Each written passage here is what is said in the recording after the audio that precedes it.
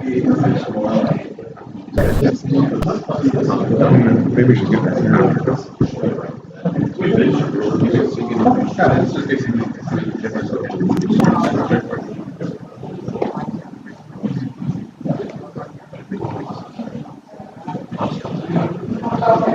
Okay, hello. All right, if everybody is ready, Mr. Hall is ready with the council's report. If the LNC members could take their seats. All right, go ahead, Mr. Hall. Thank you. Hi, everyone. I have some updates on some of the litigation included in my report. The preliminary stuff, I think, is self-explanatory. Kind of transactional work I've done in the last quarter. But moving on to the litigation, the Arizona Libertarian Party v. Reno case, there's an update there. We filed our petition for cert, and the case was distributed for conference, which is when the justices look over the petitions and decide whether to grant or deny them. And that was on January 29th, and January 30th, the court asked for a response.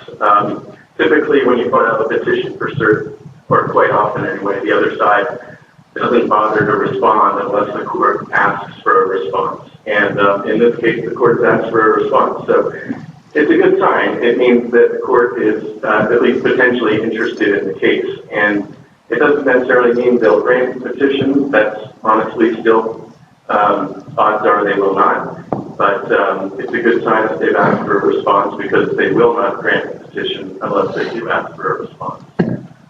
So that just happened in the last couple of days. And what that means now is that the state has to file a response to our petition. Their response is due on March 2nd, and that means that we have more time now to recruit amici to file briefs in support of the petition. So I'm currently working with the Arizona Libertarian Party to try to recruit entities to do that, or individuals. We previously approached the Global Water Institute and one other organization in Arizona. They were not interested, but I think we may go back to them now that the court has asked for a response, and maybe they'll take more interest at this point. But certainly, if anyone on the committee has any suggestions about potential amici in this case, that would be helpful. And please send me a note and let me know, and I'll be happy to reach out to them. The next case that I wanted to update you about is Misbach v. Merrill. This is the case that was recently filed in Connecticut State Court. The Libertarian National Committee is the plaintiff, so please be aware of that. Of course, the committee already signed off and approved the litigation. Dan Reel of the Libertarian Party of Connecticut is playing a big role in coordinating and, honestly, I think also litigating the case, even though he's not an attorney. But he's quite knowledgeable and has done some successful ballot access litigation in the past. So he's coordinating this. He has let me know that they are filing a petition, a motion for preliminary injunction, and they would like an affidavit from the LNC in support of that motion. The affidavit is due February 10th, and I'm coordinating with Dan to prepare that. Dan said that he can send me a draft affidavit that will sort of outline the sort of facts and evidence that they will want us to include. What we need to do, apart from filling in the blanks and approving the final affidavit, of course, is we need to identify who will actually sign the affidavit.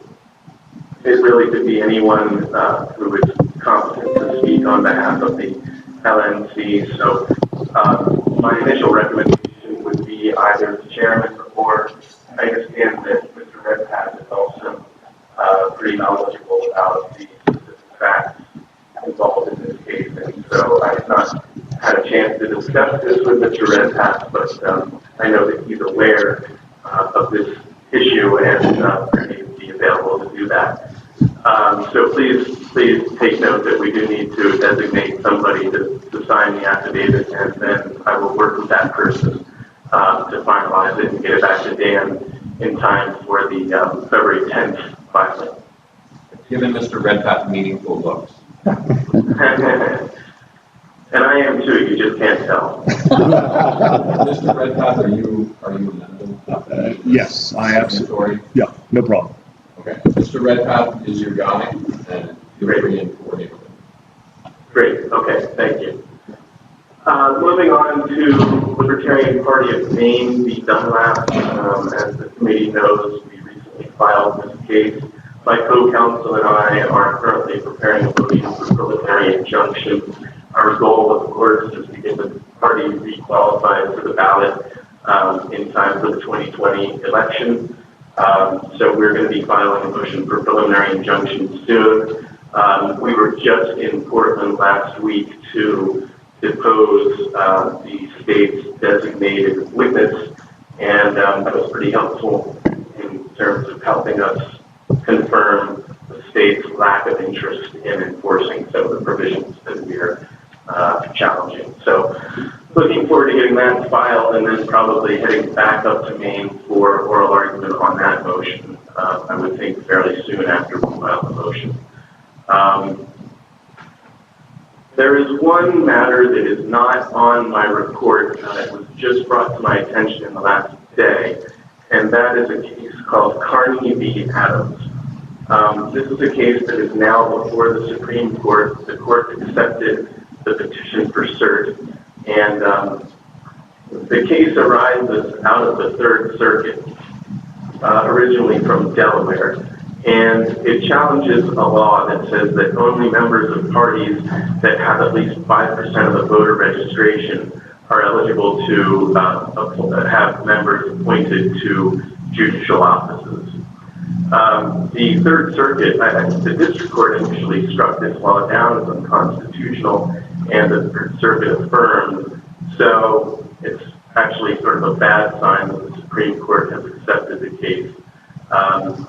But I think that it may be of interest to the LNC because there have been a ton of amicus briefs filed already, I guess both at the petition stage and now on the merits.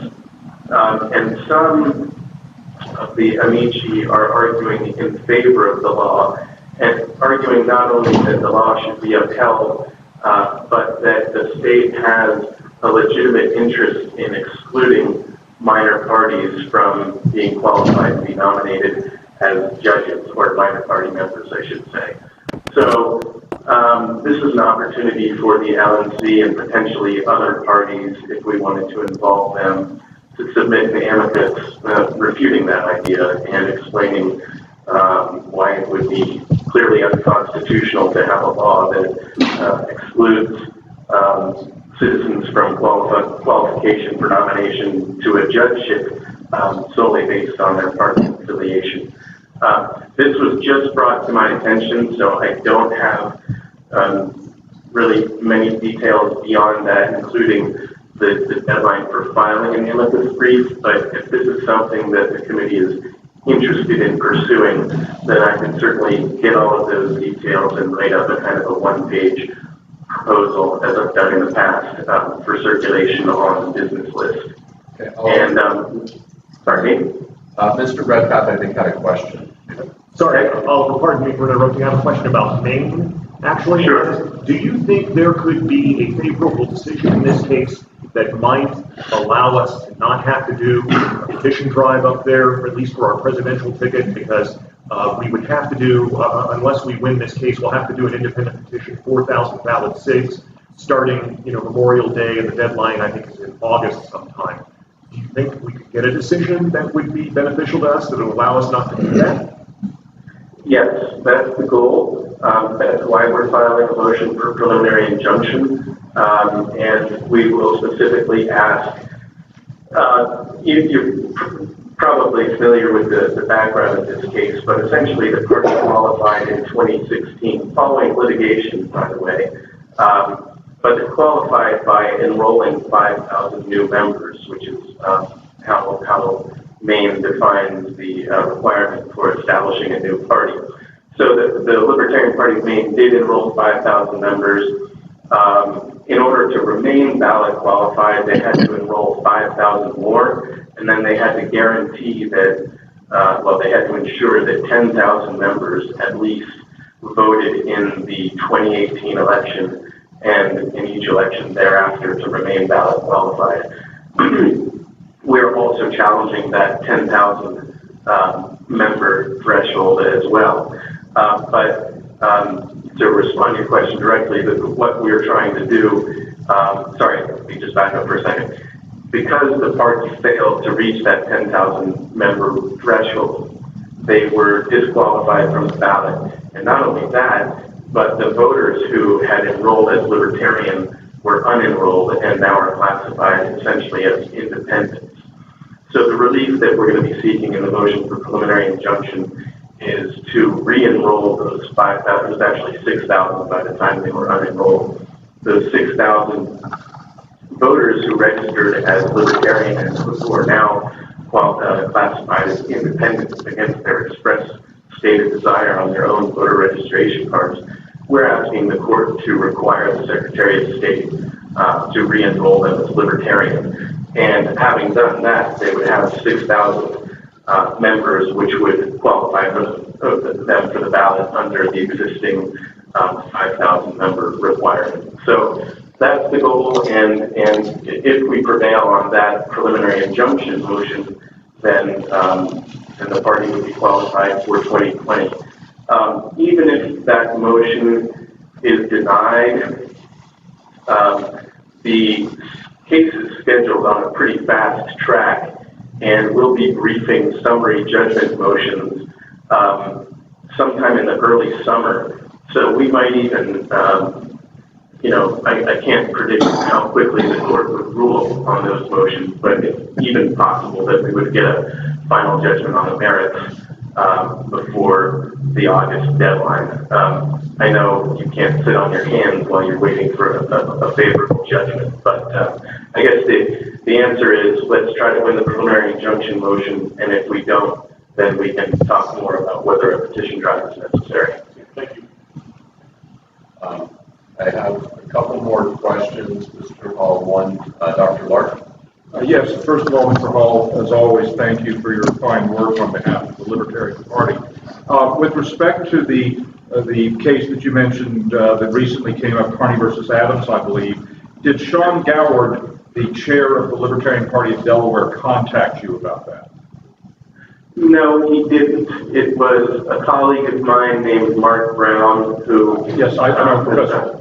Yeah, he's done a lot of litigation, especially on behalf of the Libertarian Party. Allow me to suggest that you contact Mr. Goward. Mr. Goward actually contacted me about the case, and I wasn't sure what exactly he wanted to do. I was going to tell him that he should get in touch with you, and so since you already know about the case, I would still suggest that you and he chat at some point, and I will be happy to send you an email. I'll send it to both you and Mr. Goward so that you can talk about this matter. Okay, great. I appreciate that. And I've worked with Mr. Goward in the past, so we know one another by email and phone. Thank you, Mr. Hall. Thank you. I have a question, Mr. Goldstein. Oliver, this is Sam Goldstein. How are you doing today? Good. How are you? I'm great. I'm going to refer back to an executive committee meeting that we had in January, I think, on the Maryland ballot access petition drive issue, where either the Libertarian Party or the Frontier Project or some entity is hiring petitioners to train and then take into both Maryland and other states to petition on behalf of our candidates.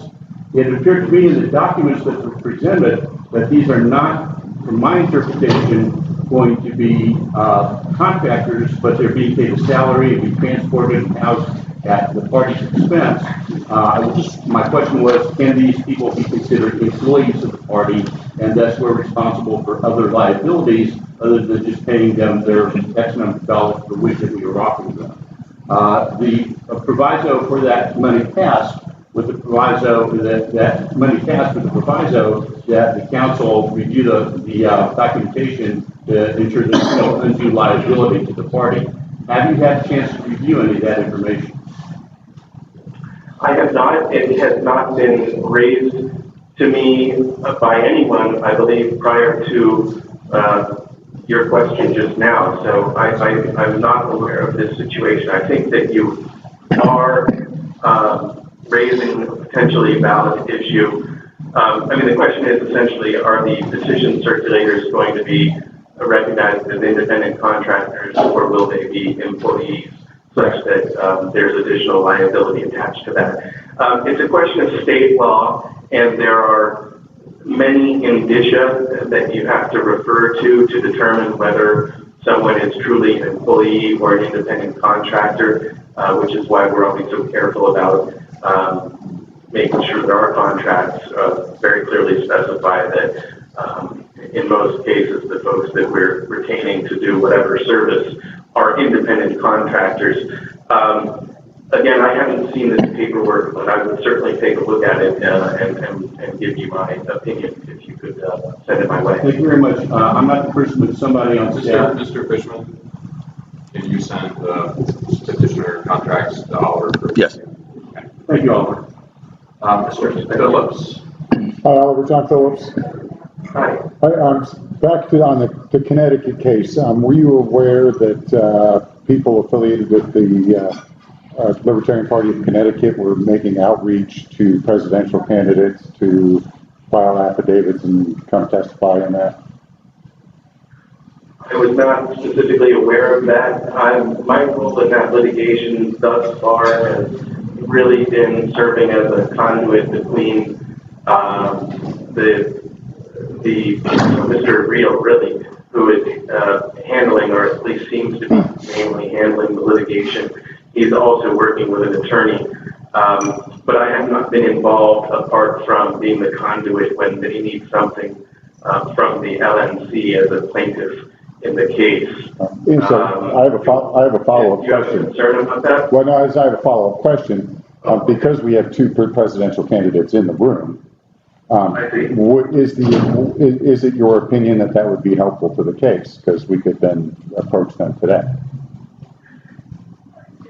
Yes, I think it could be. I would have to know what the Mr. Reel and his counsel have in mind in terms of the evidence they're trying to obtain and what they're trying to prove. But I think that our cases, as a general principle, are always benefited by including as much relevant evidence as we can, thereby making it more difficult for a court to just sort of reject the case out of hand, saying we either don't make credible allegations or haven't carried our burden. So I think in general, yes, it's good to submit that kind of evidence, and certainly if it's on behalf of two potential presidential candidates, I would think the relevance would clearly be there.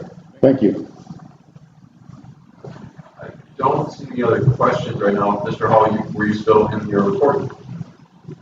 No, that was it, really. I just wanted to make those updates about the litigation, and I think the report otherwise speaks for itself. Are there any further questions for Mr. Hall? Seeing and hearing none, Mr. Hall? Well, thank you. I guess I do have one more question, which is the last matter I mentioned, Carney v. Adams. Is that something that the LNC may potentially want to pursue? Because if so, as I said, I would write up a sort of a one-page proposal with all the relevant information.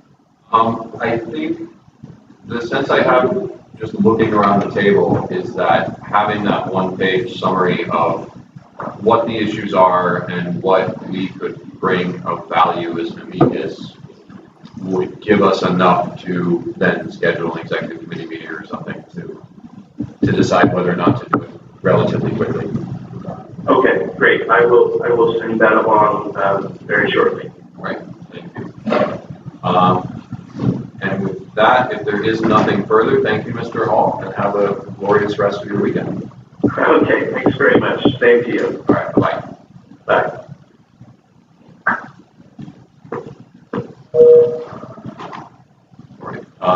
Orders of the day are audit committee and then going through the committees, both standing and special. I'm going to turn the gavel off to Mr. Merced for a little bit, so he has the gavel.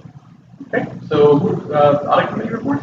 Well, that would be Julie Fox, and I told her, hang on, let me just call right now and see if she's ready, because I had said something about 2 o'clock. Okay.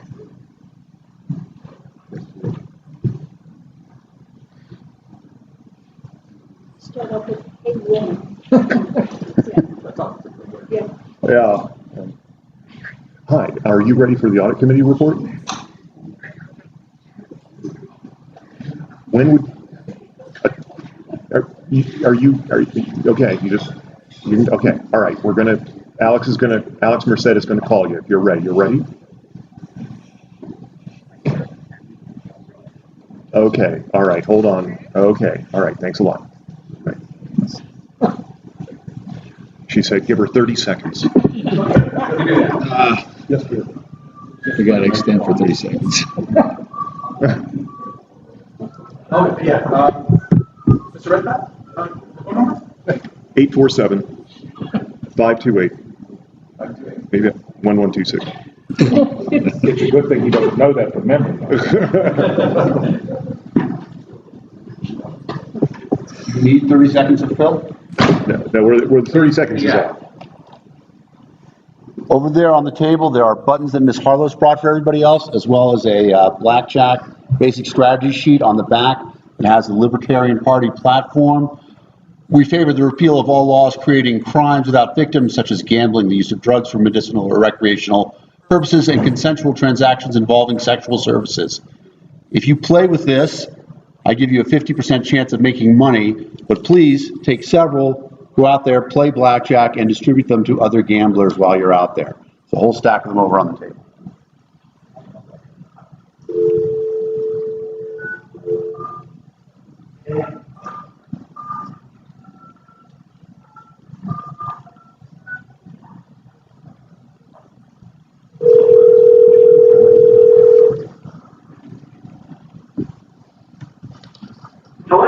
Hello, Julie?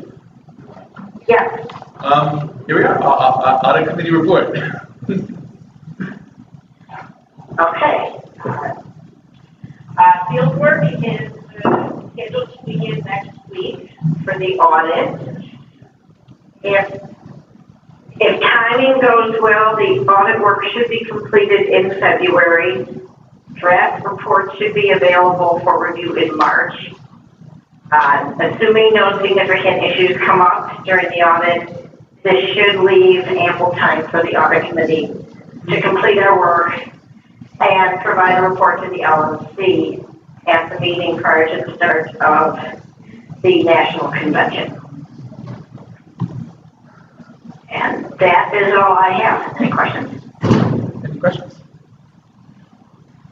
Okay, then, going once, going twice. And I just want to leave you with one more comment. Julie, I just want you to know that everyone in the room misses you. Hi, Julie. I appreciate that. Okay. Thank you very much. All right, you're welcome. Thanks. Bye. Thank you. Okay, with that, next will be, and then Josh, read the affiliate support. Okay, so Convention Oversight Committee. Convention Oversight Committee report? We're ready. Good morning. So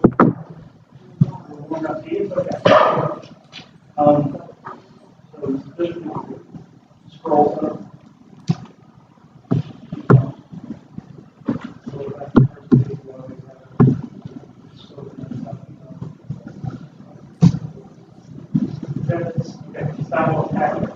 Okay, so you see, for Dr. Day, didn't change the bill there for the last time. So, 4 months before, that's about where we're at now. The numbers that we initially had, we actually spent this morning updating that, so it's coming in 45, or that we just came in since these numbers were calculated, or the numbers originally were calculated for the end of 27. So, and this has even changed since then. We now have 41. And he's outside. We have 41 welcoming committees. Matthew Boomer Shannon became the 41st person to do that. You really need to read his comment. It is, where is that?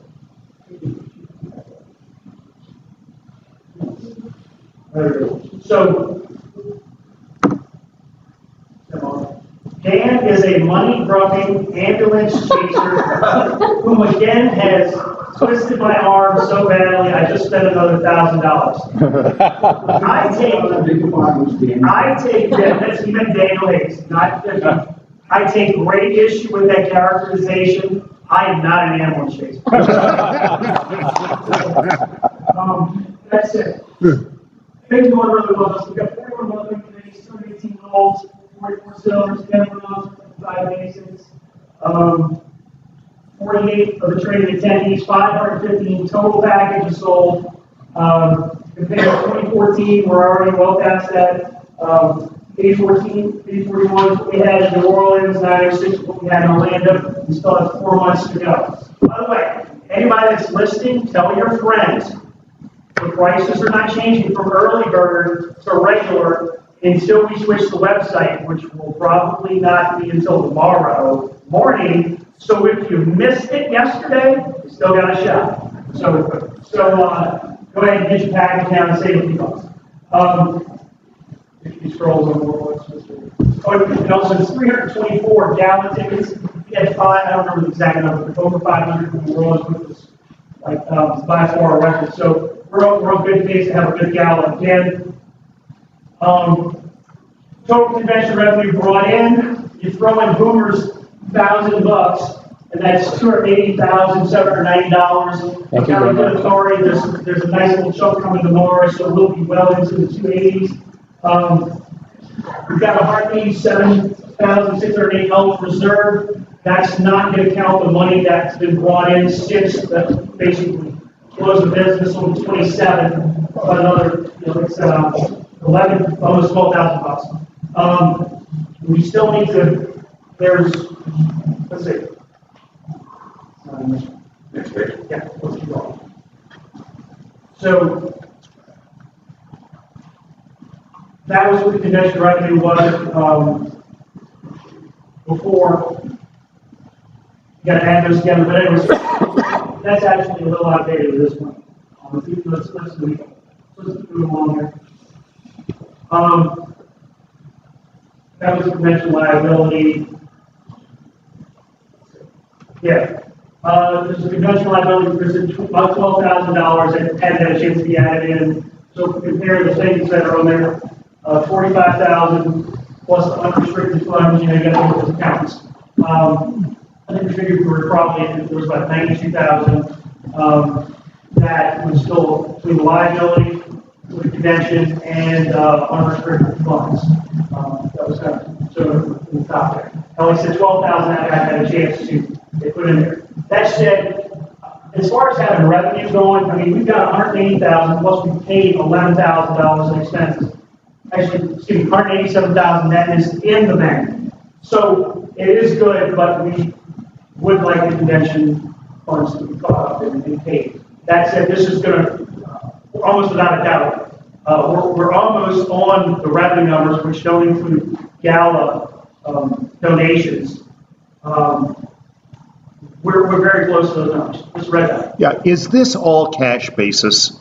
In other words, I mean, I know I'm an accountant, and I don't like it. It hurts my sensibilities to hear the word revenue tossed around when the convention hasn't happened yet. So is this all cash basis?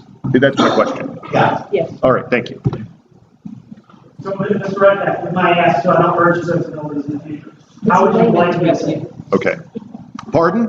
How would the accountants like I would say cash receipts and cash expenditures. That's what I would say. Or deferred revenue. Or deferred revenue. I think if it's a cash basis, I'd just like to make it clear that it's not accrual basis, because our books are supposed to be kept on an accrual basis. And if you're dealing with cash, I'm not opposed to that, but I would just like it forthrightly stated. Okay. So the one with the most financial acumen will correct us in the future. Start. So I guess what the question I had, maybe your answer here, but I'm not clear. If you take all the commission's revenues so far, or receipts rather so far, and all the convention disbursements so far, that net amount that's left over, how much of that is set aside for that purpose? How much of it is kind of in the LNC's general fund? And when you say set aside, put in a separate bank account, is that what you mean? Yeah. All right. That's basically what it's saying. Okay. This number was updated since Tuesday. I think that's $187,608.76. Is that correct? Yeah. Gross. And then on top of that, there's probably almost $12,000 that's come in since then. So X dollars net versus how much of that is set aside? What do we got? What's the delta? What's the difference between So what was going to be there and what's there? What's the difference? I'm saying if the LNC had to make. here we go. Yeah, it's over here. I believe that's the number. So there's $92,000 right now that the LNC is sort of borrowing in its general fund. Now, let's throw in there, 12 grand just came in and has not even been there. So take 12 grand out, so say As 8. of date of these numbers, Well, if that 12 grand was already set aside, it's still 92. No, meaning it's come in, it hasn't had a chance to be entered, accounted for, people have been traveling. That's since like Tuesday or Wednesday. We had a lot because the prices changed. Somewhere around $90,000. 8 grand. Let's say the 8 grand. Somewhere around that figure, the LNC has in its bank. It's not set aside yet for the convention. Is there a plan anytime soon to catch up because it will bite us? When the convention is over, we can pay all the bills. That's not a question that I can answer. Robert? I'll be happy to answer that. No, it doesn't exist. At the moment, unrestricted cash is about $12,000 available. That's not already called for. So that does not exist. We couldn't repay that. We couldn't even repay, the 40-some odd thousand. What happened at the last meeting is we were at around $48,000 owed. And we promised to keep it under that figure in terms of deferred revenue versus accumulated expense.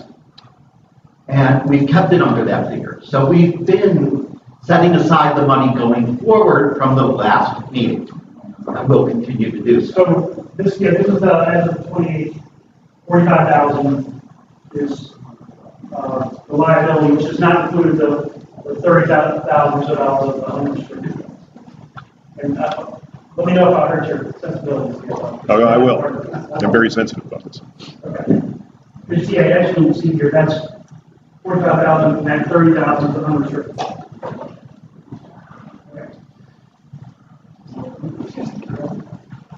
Yeah, that's just historical numbers from the last. That's the last meeting.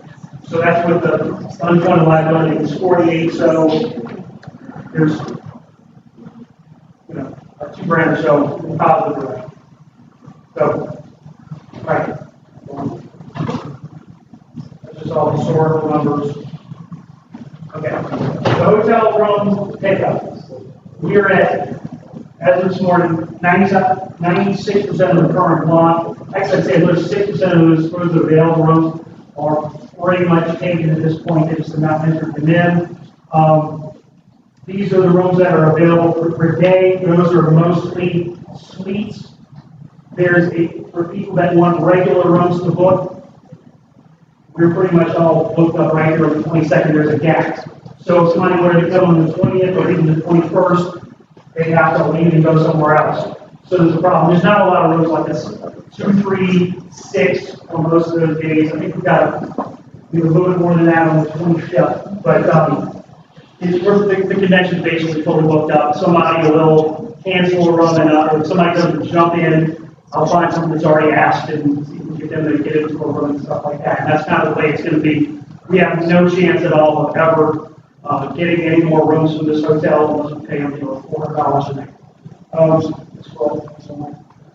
So, let's see, just keep going. There was a rumor that went around that UT grants and UT students got our room code, and we're using it, and the hotel's going to give us more rooms. That is totally untrue. They're not giving us more rooms. I have located like a handful, like 3 or 4 of questionable reservations that called one of them and we basically deleted. So I think most of our rooms are being used by our members. We're going to try and do the best we can to audit things and make sure that is what it is and free up whatever we can, but I would not think that's going to be more than a few. We still have some suites available. Pretty sure one of the presidentials, as tomorrow, is going to be taken care of when someone hands us a check. There are 5 more of the 1-bedroom executive suites. We have 2 of the 1-bedroom hospitalities. All of those King Concierge upgrades are all gone. So that's most of the stuff that we have left. If somebody wants a room, these are $2,500, these are $6K, these are $10,000. So. Daniel, can you elaborate? Because that's for the whole time they're there. That's not for. Yeah, so those days, by the way, yeah, sorry for that. So that's a check-in of May 20th, Wednesday, May 20th, which is the day before registration starts. With a checkout of May 26th at 11 a.m. Okay, so as far as overflows, we worked to get a couple contracted overflow rooms, and those basically fell through. They were smaller hotels that didn't seem to have a legal team. We may have been a little too robust, or maybe not, in our demands. I know like one of the things were they wanted us to waive our right to a jury trial. Our counsel said, I don't think that's something we should do. And it didn't even get to the point where, and frankly, I wasn't that inclined to encourage them to come off that position. But that was one that they didn't feel like they could change. Some of these smaller venues that we're trying to do these overflow lots don't have like a legal team in there. And so when we start coming back at them with these proposals, they kind of glazed over. But we had 2 hotels like that fall through that we would have had better rates.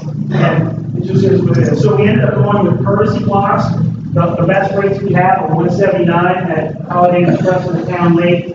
Omni, where we're going to be doing VIP, the Sports Club, welcome to the VIP dinner. That's $199. Hotel Intercontinental also is $199 with some suite upgrades and stuff.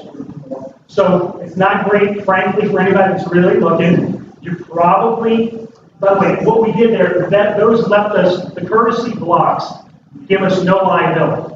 And that's where the problem comes in, is when we go and we contract these blocks and they give us what's known as attrition, we are responsible for those rooms. So say if people think, well, that's too expensive and then they don't use them, then we're potentially on the hook. So that's why we've got to be really, really careful by trying to do those things. And those are the ones that actually fell through. These we have no liability relative to this. It's a courtesy. They can say, oh, we're done with this, no more. At any time. There's not a lot of rooms there. People may be able to go on Priceline or Expedia or any of those things like that and find a cheaper rate, or go to one of those sites. Maybe if they offer you the ability to prepay for it, that's a way that somebody can try and save a little bit on the money. But that's really about the best we can do at this point. I don't know, Mr. Crocs, do you see anything getting better? Yeah. Maybe if we get a little bit closer, some of the hotels will free up some more rooms. But maybe not. There's no guarantees with that. And so, we can't obligate the party to that to any great liability when we don't know if those things are going to happen. The block that we have at the regular hotel is pretty much as large or larger than we've ever had. And as we were talking about this fall. So, sorry guys, we're having a very successful convention. That's the best way to put it. So it's a good problem. These are meeting and salon rooms.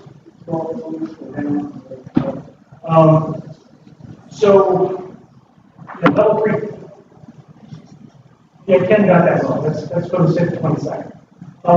These rooms on the 3rd floor are only available starting the 22nd, which that's call the order day, and on through the 25th. So those are going to be $4,000 a piece if somebody wants them for the whole duration. $1,500 a day. We have for the 21st, so Friday's caucus pickups on 7. I believe consulting group picked up 404, 408, 409 are available if any campaign or something wants some office space, something like that. 407 was picked up on 22nd. But the rest of the days, 21st, 23rd, 24th, 25th are available for people that want to look around, do some kind of session or whatever. But that one's got a gap in 407. Also, this is the event deck. So that does not include the pool. The pool is common space and is open. But this area is available to be leased through the party. The rate is $2,000 for a 4-hour event, and then you have to pay all of the other things. We've also put a little higher F&B on there just to make sure people doing that stuff, or I should say beverage. To get our free bars, then you do $500 of bar business, which if you're using that much space, it's a whole, both of these decks will I think up to 450 in reception. If you're doing that much space, if that many libertarians, or even if you only use a fourth of that, can't hit $500 per bartender, we're taking back the country. Tables, there's, I think, one $750 table, B table left, and maybe 11 of the C tables, which I think are highlighted in green. So tables are starting to get to be very scarce. Okay. Got various sponsorships. One thing that's new that got added at the development director's request. So we're still going to have the basic reserve table. So if you want to have a table with your friends, it's $500. They don't come with any tickets. You can get more tickets at $119, which is a great price. Yeah, it's really basically our cost. That's only if you've got one of those tables like that. The premium reserve tables, those come with 8-gallon tickets. That's something that our development director, Cisco, is going to be working on, getting some organizations to work to get those some groups like Reason maybe or something like that. So we'll see how that goes. It's the first time we've ever done anything like that I know of. So we hope that some of these guys participate in our gala and put a little money in the person's stock. Anyway. All right, so welcome committee. Anybody who's on the welcoming committee so far? Mr. Hewitt is not yet on the welcoming committee, even though he's promised to be on the welcoming committee, and his chief of staff is on the welcoming committee. So He's looking. Just saying. Are you asking the boss? No, he's looking. You're looking at him back there, right? No, I'm talking about Mr. Hewitt said he was going to do one. His chief of staff has got one. You know, I'm just a humble public servant. I'm just saying. That a certain person at that table encouraged people to shame each other to donate. So I'm just continuing on. You think he wrote something bad about you? What's that? There are words you've never heard of yet. Anyway, but that's it. Anybody that's involved in the welcome committee, we'll put the VIP Torch Club dinner. That's also now part of the welcome committee package. That's going to be Wednesday the 20th. So it's that night before you can start registering. When people come in, it's going to generally kind of be a fairly don't worry about dressing up. If you want to dress up, sure. But people will be traveling, so it's kind of like let's get together, have an event. Lots of food, surprise entertainment, speaker. And let's be down the street at the Omni about a half a mile or something like that. We've got a VIP for gala cocktail hour. Generally, as the camera, we're trying to do some preferential seating for the meal events, not including the gala, but generally, most people will be in the cocktail meeting and they're going to get in first. So, any seats that are unreserved, they'll kind of have first pick. First pick of those. All right. And we may add some other benefits later. 2022 convention. Woo! Here we are. We're working on getting at least an RV proposal from the in-house group, and that'll give us a good basis to try and price packages to be available immediately after the 2020 convention. We're still going to do a bid process, we're still going to bid it out, but what I've seen from their price sheet here, it's much more competitive than what we've gotten from other hotels that use PSA8. And so, like I said, it's going to at least give us a good idea of what our costs are going to be. And so we have a price. And then, of course, DC, that's already set as well. We got so basically, we went and got all those contracts done, they're signed, and then they're good to go. Convention website, the new website, is linked to the CRM, and so it's going to collect that as we would potentially add all that, all those sorts of things in. So Robert's not necessarily have the A code or whatever. That's going live tomorrow. And that'll have the new prices in it as well. Speakers, those are still being worked on. What I hadn't been seen on there before, Joel South, and he's got a pretty good following, and I know a few members in this room are fans of him. He's on there for the 22nd. Oh, I didn't put on there. He's doing like 4 breakouts and probably a panel on climate change, which includes at this point him, Jim Cantrell, there we go. So we got a farmer and a rocket scientist, and we're going to be doing a panel like probably during lunchtime on climate change. It's not one of the paid events. We might try to see if we can get some rapido stuff that people can get and add on so they don't have to go out and go anywhere. That's something we added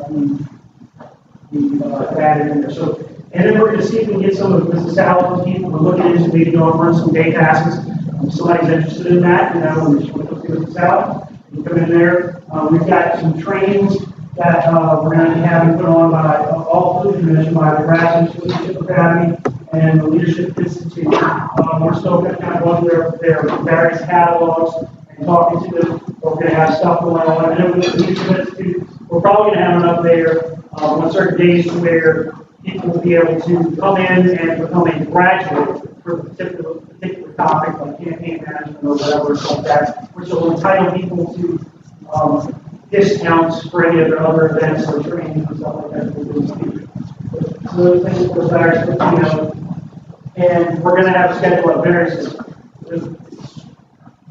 week or two. When I say schedule, I mean like in the much more regularly.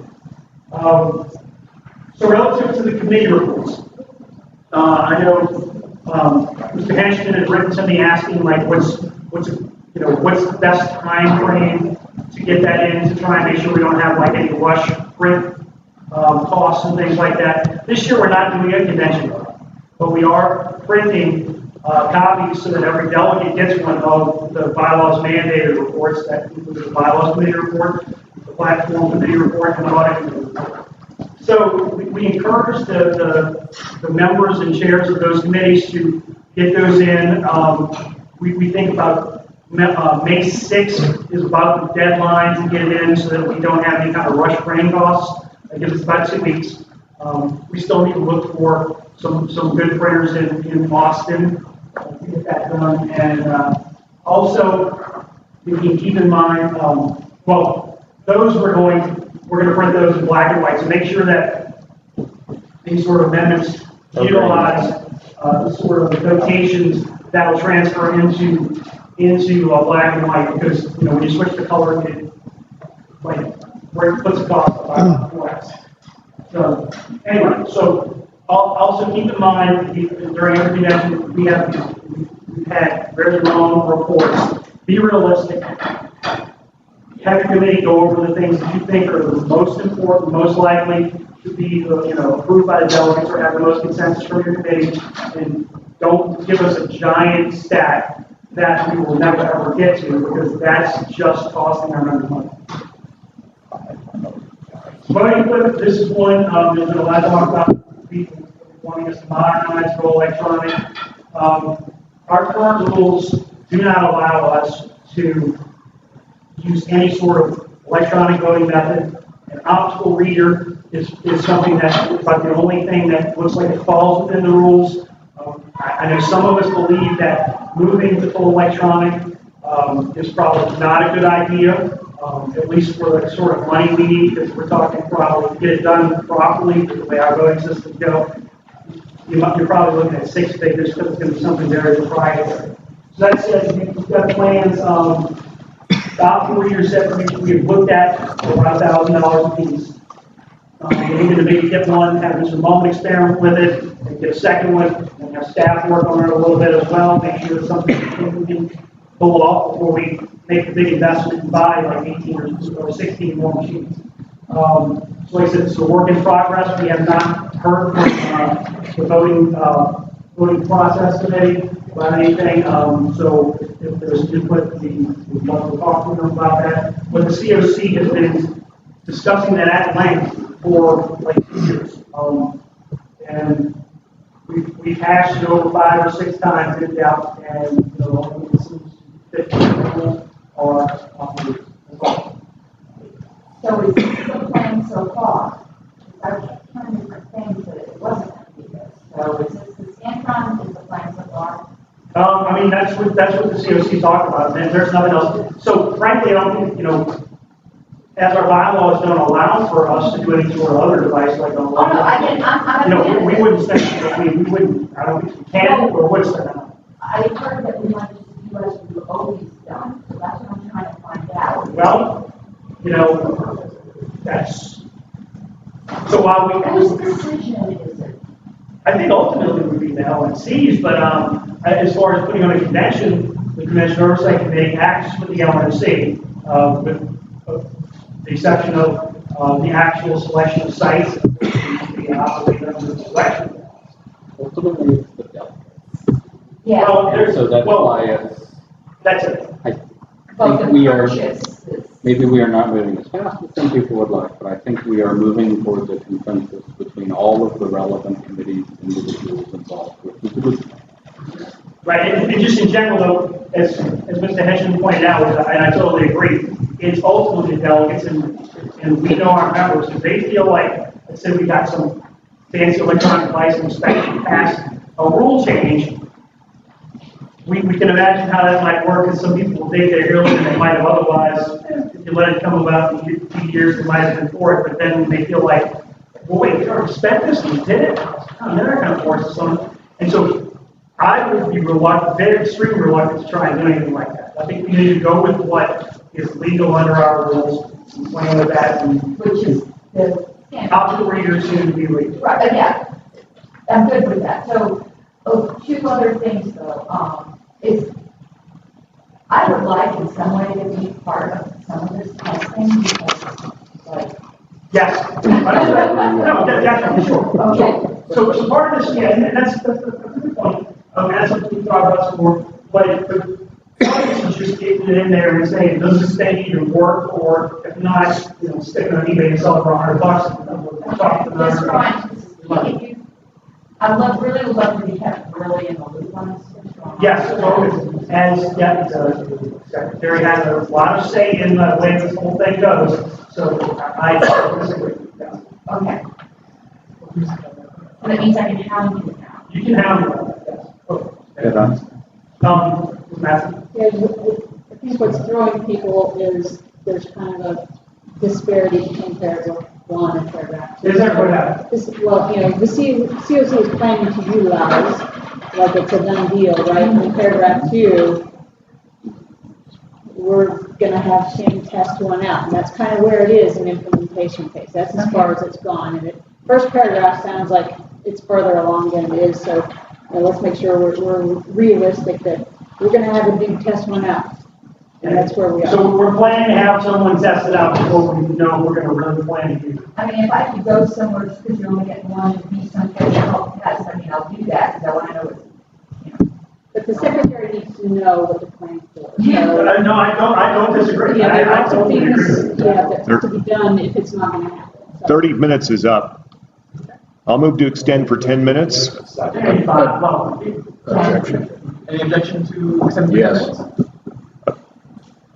All right, so we're going to pitch the and they were $1,500, that's. Any exception to accepting 10 minutes? Yes. Yes, there's an objection. So we'll vote on it. So all in favor of extending for 10 minutes, say aye. Aye. All those against? Aye. Okay, then we'll take 10 minutes. I'm sorry, are we in the question period here or not? Almost, like that. I have a question or two. So we're doing this camp again, we gave you, there was $1,500 $1,500 donation made towards the National Organization of Libertarian Women. That said, that it's come together that they're looking like they're going to be ready to do it again. So they've got a nice little $1,500 starting point to try and set them things up. They'll be working on another masterpiece that could potentially be auctioned to create more seed money for future business. And I think, is that it? That's it. Okay, questions? Couple of things. First of all, I brought this up in Miami 11 weeks ago. I'm going to bring it up again now. Has anybody been in contact with C-SPAN? C-SPAN is, yeah, that's one of my new lists is getting back. Actually, I left her a message and she has not called back. But they want to bring the bus. C-SPAN's coming. So, like I said, they're even talking about bringing the bus and putting it outside. It's right and left hands as far as C-SPAN goes. But yeah, it's pretty definitely done. Okay. I have another question, and that is, has anybody discussed with C-SPAN the viewership ramifications of the voting for president and vice president being at an indefinite time? For instance, in Orlando, somebody correct me if I'm wrong, there was the nominations were done on Saturday, as I recall, and then on Sunday morning, I believe, 9 a.m., the voting was on. Okay, and this, I think, was known ahead of time. And I'm just wondering whether there has been any discussion or consultation regarding, because I think we all would like to have a hell of a lot of people watching our presidential nomination. No, that has not been discussed specifically that I know of. Okay, and I'm sorry, I have another question. And that is, it says Reno was finalized, correct, 2022. That means the contract has been signed? Yes. Contract has been signed.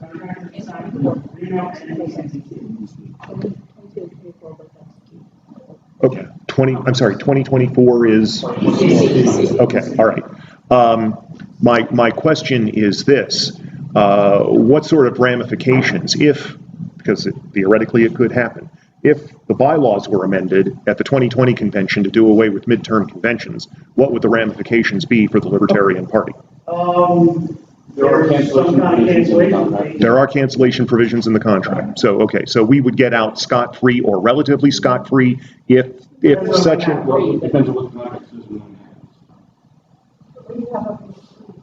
Well, I think I'm not going to make a motion, but I might, so keep that in mind. No, I don't think I think there ought to be a provision in contracts with midterm conventions that says at the presidential nominating convention immediately before a midterm convention, if the bylaws are altered to do away with midterm conventions, that we're out, and that's it. They would have 2 years to resell that, which I know in the convention world is not a hell of a long time. But I do think we should protect this body. And I don't know the provisions. Maybe we're got it right here. I'd love to. Signing agreement to December 28, 2019, 5% of anticipated guest revenues. December 2019, 2 years from arrival, 10% of the anticipated guest room revenues, and 2 years out to winter from arrival, 25%. You're not going to get zero. Cancellation. So right now we're in the 10% phrase. Okay. Anticipated guest room revenues. Okay. How much? By convention. Well, I mean, we went big on this one, and we have a 2,000 room block. So what's 2,000 times average of $109 a night? So it's 200. So is that at 2,000 room nights? 2,000 room nights times, the rooms are 99 or 100. So it'd be 200 times. 1,000 times 10%, $20,000. 10% of that, so $20,000 somewhere in there. Yeah. Well, it's all negotiable, Mr. Bishop Benjamin. I mean, so if it happens, it's going to happen this summer. Right. It would happen Memorial Day weekend. Yeah. All right. Well, I'm just stating that I've made my point. So I remember hearing some discussion about the silent auction being put on the internet or something for people being able to be able to bid online. Are we making progress on that? There is a, yes. But I think there's an agreement on something like, well, you understand the talks about the such and such site. So something like the 15th of this month, but there's definitely movement going on that. you agree with that? Yeah, I agree that there will be an auction capacity online relatively soon. But the testing and stuff like that's going somewhere about the 15th, right? Yeah.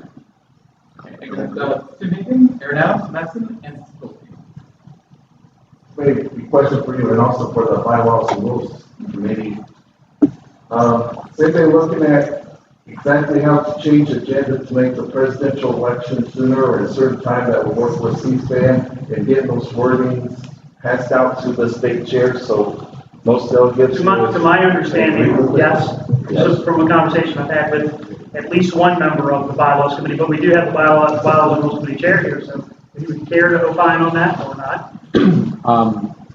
I think there's interest in at least moving it before some non-essential business, and, define non-essential however you want. I think reverting to the system before the delegates changed it would be a harder battle, but I think everybody wants to make sure that we have time to choose our presidential candidate.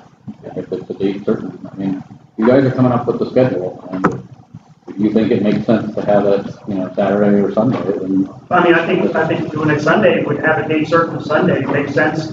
And then, as far as a lot of the way I see it, the presidential candidates, I mean, if they're even remotely serious, having the presentation of our new presidential nominee at the gala to spark their fundraising and kick it off makes a lot of sense, and most of them are bought into that, if I'm not mistaken. And so from there, they can encourage all of their supporters to support it. It makes sense in that respect. So. Well, maybe, I'm just speaking off the cuff here, but maybe we put the date certain rather than talking about the order. I'm reluctant to do things like that because if you make the decision and say it's a done deal for our members, then they'll develop. I'm speaking in terms of the recommendation from the bylaws. Oh, sure. Which yes. only one of 10 members. Gotcha. No, yes. That's what I was talking about. Okay. Getting the word out about it. Getting the word out about it. That's already kind of been going on. Are you doing that? We got 2.5 minutes. Okay, so then, next we have okay, Matt? Yes, I have two topics. My comment regarding what Mr. Redpath brought up. If there were to be, I'm saying whether there will or won't, just if there were to be a change of the rules to do away with off-year conventions, it probably ought to have a proviso that it doesn't take effect till after the existing contracts have been fulfilled, so that we don't hit, those penalties. So that's how I would suggest handling it, so we don't just eat money to nothing off a contract. In terms of, I don't think the convention committee should be publishing a schedule that's not in accordance with the existing rules. So I think for our part, we have to publish according to the rules we have, even if, even if the majority of the convention committee wants it to be different, these are the rules we operate under. And if the delegates are going to make a change, it's up to them to do it. But we publish the schedule that matches the rules we're given. Yeah, and I think that's what I originally thought he said. So I do agree with you. That's why the subject to change on. I do want to point out to everybody and make you aware of the fact that we will have a ton of workshops and training seminars and everything. We have quite a few in hand already, especially on day 0, the 20th. But to fill in the rest of the blanks, as soon as the new website's up, we will, as we did a couple years ago, put out a request for workshop proposals that will feed back into probably Whitney and I again, reviewing them and narrowing them down, combining them. So we'll have a whole spectrum of workshops throughout the convention. And if anybody has a hot topic, then fill out the application and send it in to us. Yeah, auction site on the website and everything like that for fundraising. Will there be a link that people can click on or fill out so they can actually put up something to be auctioned? So like if any of our members want to auction something, can they volunteer to do that, put a proposal in? And So Whitney and I have been working together on this, and we are going to be sending out an appeal where people can fill out their items and send in a photograph of their items. And her and I will work together to vet those items to the best of our ability. And once, so there'll be a clear vetting process. We're hoping to get the items live, did we say April 1st? So February 15th, we're looking to launch the form that allows the submissions to come in. And then we're cutting that deadline off. I think we said we're going to cut that deadline off mid-March. And then April 1st, we'll post the submission. A follow-up question, although you may not know the answer to this one yet. Anyone can do it. Anyone can put those gifts out there to be auctioned. Doesn't have to be like an LP member. So like say a company or somebody who wants to promote their business or whatever. I mean, obviously within parameters of something that would fit. Oh, okay, yeah. Okay, yeah. It's an in-kind donation thing, so we'll just do it. Okay, well, I wasn't sure how it works, so yeah. Okay, cool. Yeah, I wanted to something I brought up about the I think we're treading a little bit too careful, too much into putting here as a LNC into a convention committee of the bylaws of what we want, like sending things out ahead of time, state chairs and stuff. I think that's somewhat crossing the line as an LNC. You kind of, could you repeat that, please, Madam Secretary? I'm saying I was making sure we're coming too close to LNC, too much LNC interference with the bylaws committee and keeping to say what our wish is for an agenda that the delegates just changed in 2018. And to me, it's not our committee, it's the committee of the convention. And there needs to be, I think, a little bit of discretion there so it doesn't look like we're trying to do things too much to our advantage when it's not our committee. I mean, you can suggest, but I think we're going a little bit over the line when we start saying, do we have a strategy yet of sending things out to state chairs and getting that? I think that's going a bit too far. Okay. Our time is up.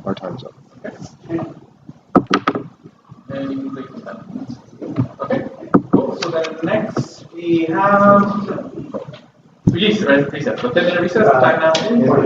Candidates order. Oh yes, the 5 minutes.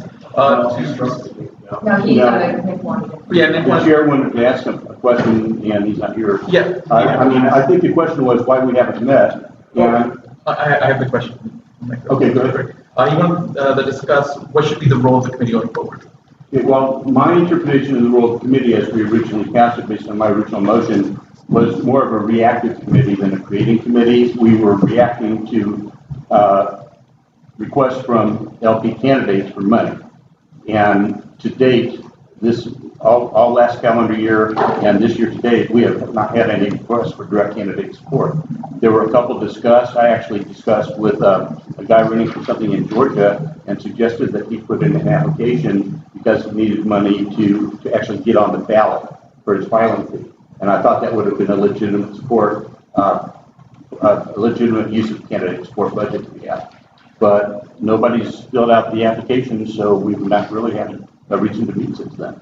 I anticipate a lot more coming up later in the spring and in the summer. So I'm going to pass a party recommendation on to the next LNC, be I on it or not, that they immediately at the meeting following the convention appoint a candidate support committee because there are going to be requests for money coming in immediately. And this one didn't get appointed until October after the convention, and that's going to be way too late. Any questions? Okay, with that, then we will recess. Right now it's 2:28. We'll recess to 2:40. Two minutes. Short as 10 minutes.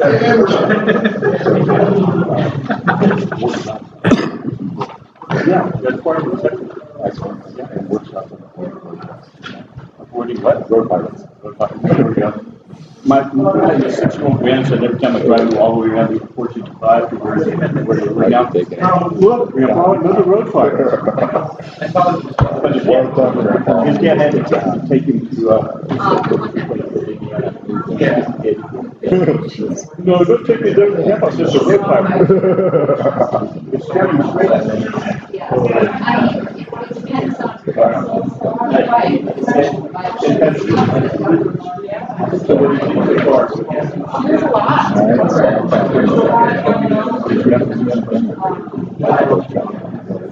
And if everyone feels that they have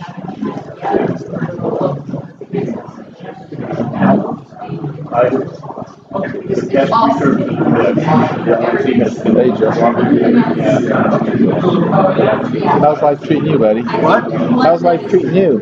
It's been good. It's been good. I said it only took me 40 years to get the gig out of it. Well, hey, it's better than never. Yeah. I mean, I think I'm only best job Uber, Wow, they're trying to get rid of that in California. 85, it gets rid of the gig economy. yeah, I mean, the thing is, it's moving that way everywhere.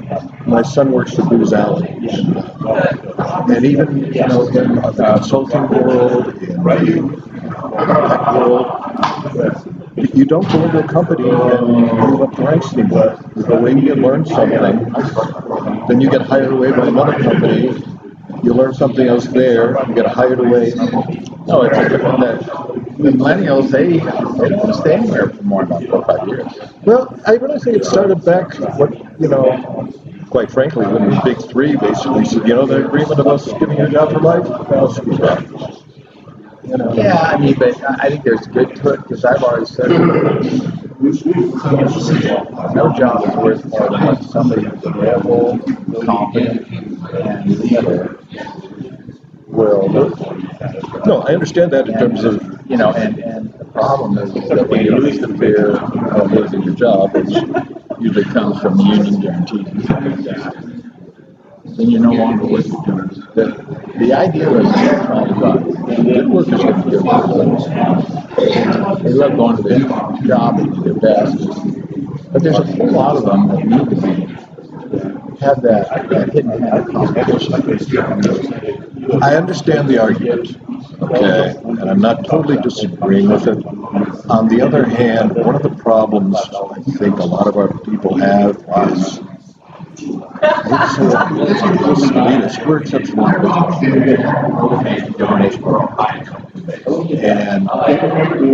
whether we like it or not, I mean, we can follow the imperial presidency and hope we can control it. Oh, yeah. As Ed Clark said when they asked him, are you going to do away with welfare? His response was, sure, we spent 2 weeks with plus most of our cities. Exactly. No, that's what. Let's go outside for a minute. Sure.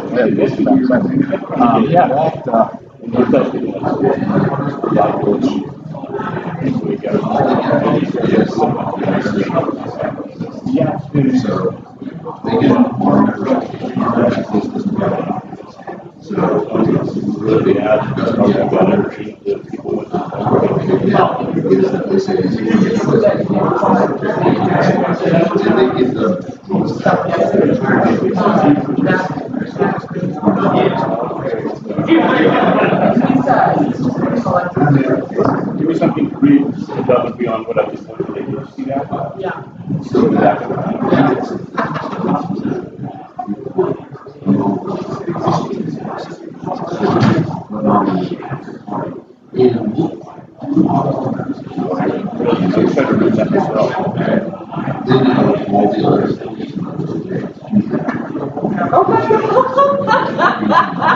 That was funny for us.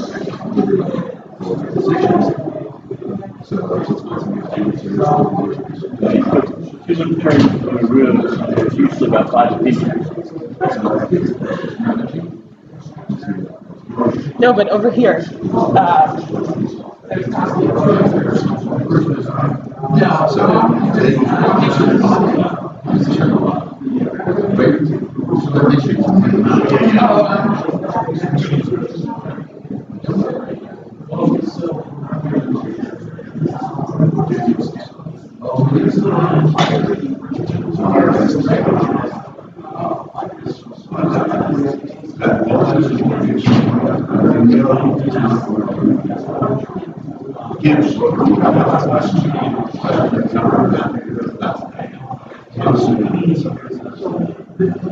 Sharing.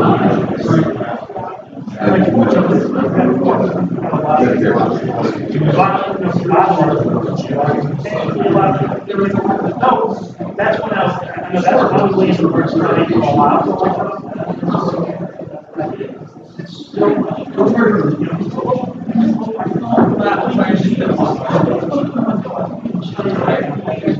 we got it like 11:30. Oh,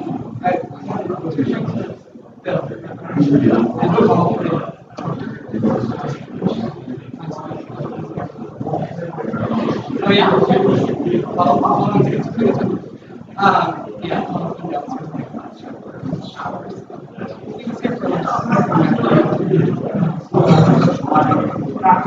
My dad is involved, so he gets to get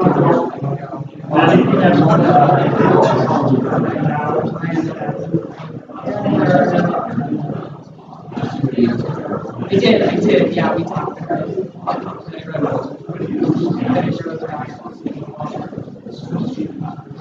That's good, of course, they get that whole thing.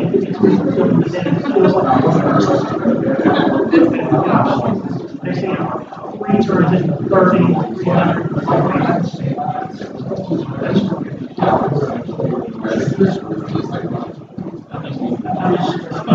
But sometimes it's just.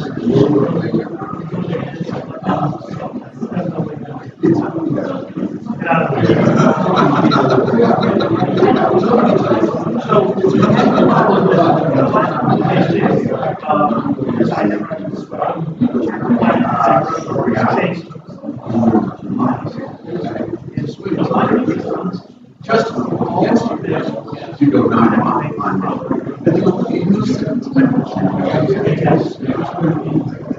That's what real.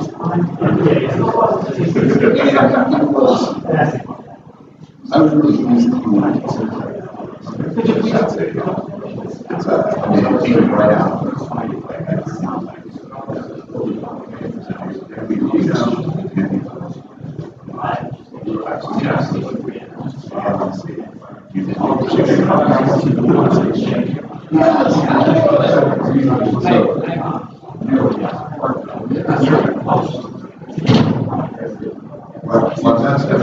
Yeah,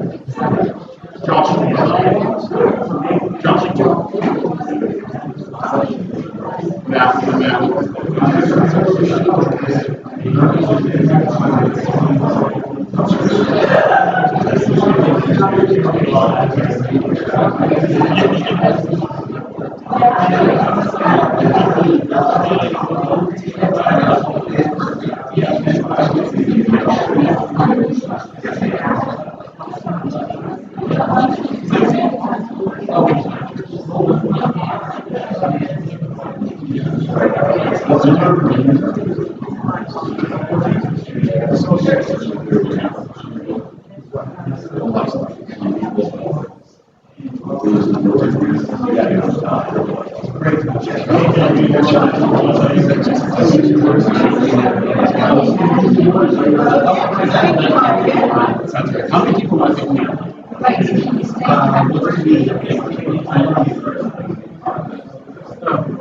so you guys are going to do so Tuesday, by law, is moving forward again. It's not what they do.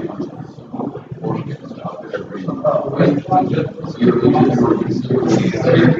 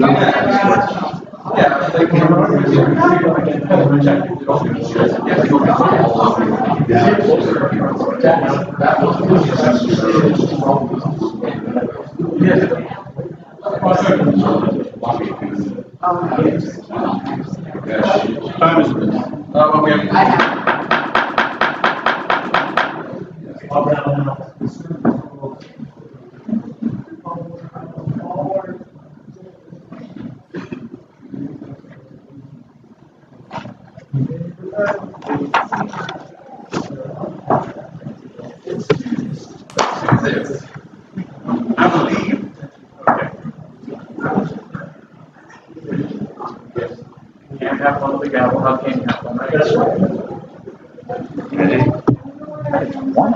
Huh? Oh, I mean, you really, Yeah, it's supposed to be 67 today. Yeah, it's at least that.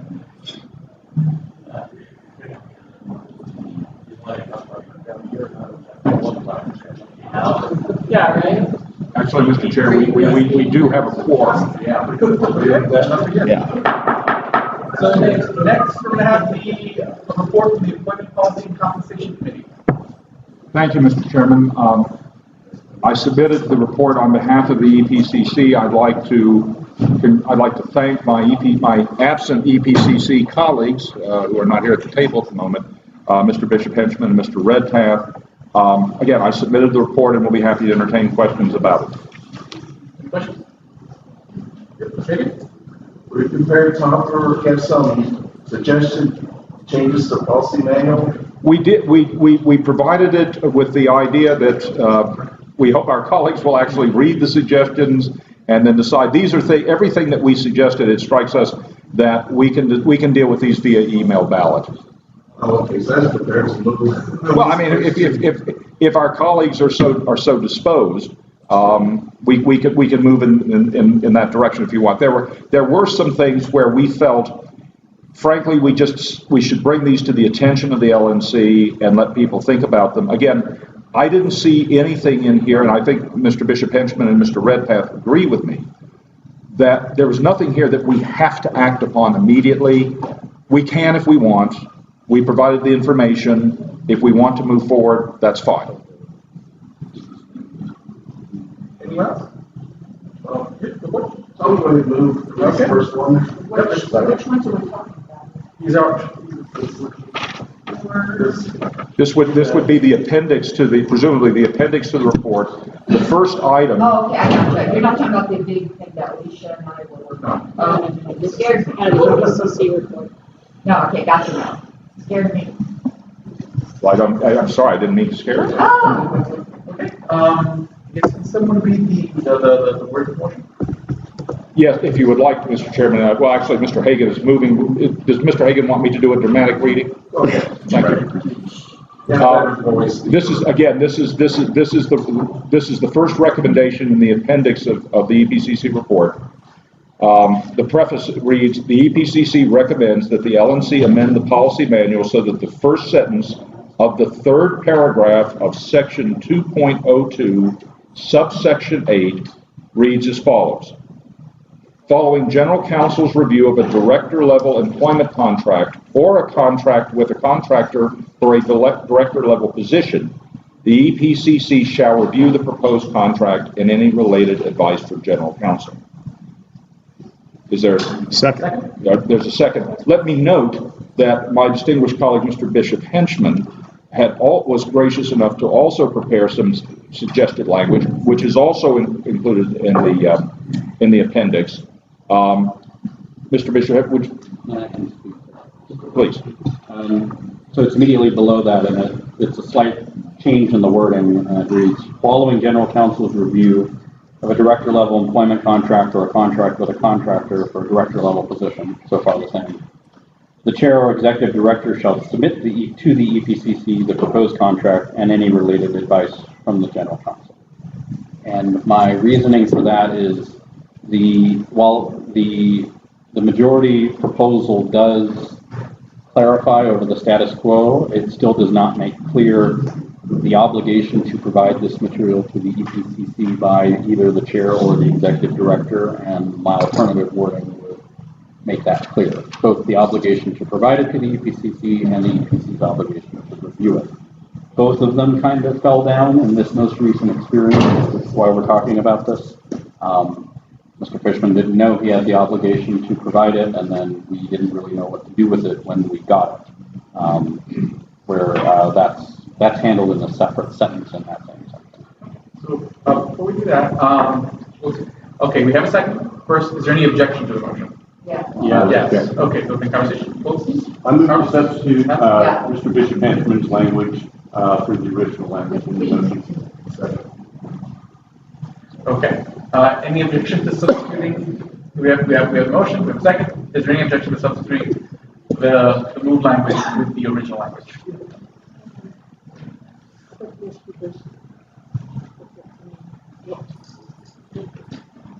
Just make sure that nobody wants to debate it. It goes really fast and maybe people want to debate. Okay, so, well, with no objections, then the substitution succeeds.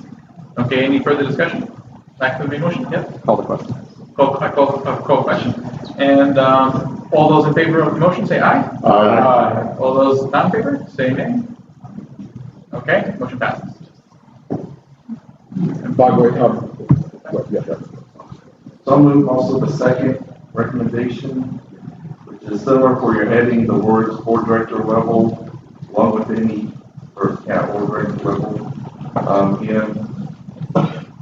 Policy manual, fourth paragraph of section 2.04, subsection 3. Reworded to read each contract for director level employment and each contract for contractor at director level, along with any related advice from the general counsel shall be circulated to the LNC on a strictly confidential basis following the EPCC approval. So the addition is adding for contractors. I'm completely not following where we're at. So this is in the EPCC Well, I'm looking at the report. Yeah. It's the second recommendation. Okay. Second recommendation. Given that we made given that we just made the change, we now have to change. Gotcha. That's the idea. And then with that, is there a second to that motion? Second. Second. Is there any objections to the motion? So this isn't written in sort of strikeout kind of format, so I'm making sure. It was simply, if I may, Ms. Masson, it was because the whole point about this was, do you include contractors in this as well? So what we did was simply add, and each contract for a contractor at director level. That's all that's been added. So that's the new language. That is correct. It is existing text. That is correct. And that's what most of these, or all of these. Yeah, all these involved. I think that's what's throwing people, because it's written, here's what it says, now it's like, where's the change? Yeah. So. So back, is there an objection to the motion? Okay. Okay, this is going to be the second recommendation of the EPCC report. Should the LNC recommend Article 202, subsection 8, as suggested above, the EPCC recommends that the second sentence in the fourth paragraph of section 2.04, subsection 3 also be amended. Section 2.04, subsection 3 reads as follows. So again, we're changing. Well, read as follows. Recommendations. Here we go. The EPCC recommends the second sentence, fourth paragraph. The EPCC recommends that the second sentence of the fourth paragraph, section 2.04, subsection 3, be reworded as follows. Each contract for director level employment and each contract for a contractor at director level, along with any related advice from general counsel, must be circulated to the LNC on a strictly confidential basis following the EPCC removal. Approval. Approval. What did I say? Removal. Oh, Saturday. Okay. We'll go with that. So EPCC approval. Yes. I just want to point out, there's an error in here. It says that the recommendation is to change the wording of the second sentence of the fourth paragraph.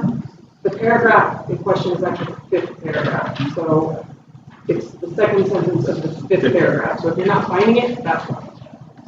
Because in the report it says second sentence of the fourth paragraph. With that, is there any objection?